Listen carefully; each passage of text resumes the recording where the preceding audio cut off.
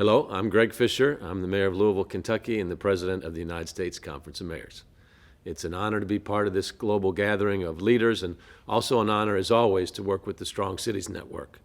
I had the pleasure of working with ISD and the Strong Cities Network for several years, work that included a tour of cities in India.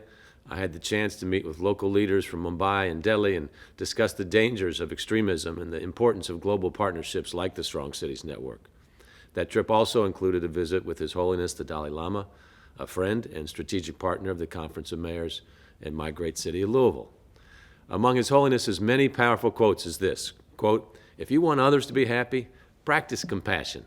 And if you want to be happy, practice compassion." Simple message.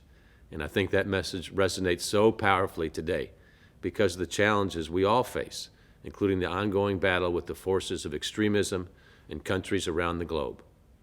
As we've seen in the disturbing and infuriating images of mobs attacking the United States Capitol on January 6th, my country is far from immune to extremism.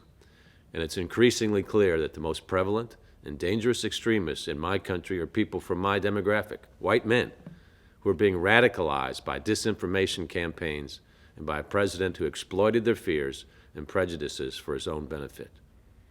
Last year, America saw hate crimes rise to their highest level in over a decade. And we're seeing the challenge of extremism overlap with other challenges like the COVID-19 global pandemic. Mask wearing, vaccination, and for some people somehow even accepting that COVID-19 is a threat have all become politicized in this crisis. It's maddening and has led to surging numbers of COVID-19 cases and far too many tragic, needless deaths. The good news is that the tide does appear to be turning. Over the summer, polls showed about 50% of Americans were willing to take the vaccine. Now that number is as high as 73%. The truth is that most people do have common sense, and most people have an innate sense of common decency and compassion. And it's up to local leaders like us to do all we can to help reinforce and encourage the best instincts in the people of our cities and encourage them to take action for their own benefit and the benefit of their families and our communities. To achieve those goals, here are 3 steps we've taken in my city since the pandemic started, and these parallel similar efforts in other United States cities. We are scaling our vaccinations rapidly. We just opened a drive-through mass vaccination site at a former basketball arena. We use our city public health department, an incredible group of nurses and community volunteers, to rapidly scale to thousands and thousands, soon over 10,000 of vaccines. Second, at the beginning of the pandemic, we saw that so many of our residents were losing their income and needed immediate assistance, particularly people who were struggling with hunger or who might lose their homes. So we established all types of special funds, recovery funds, one called One Louisville COVID-19 Response Fund, multiple grants coming in from our federal government going to small businesses and individuals so people could be sure that they had food and shelter. America calls itself the wealthiest country in the world. It is shameful if our people do not have the basics to get by.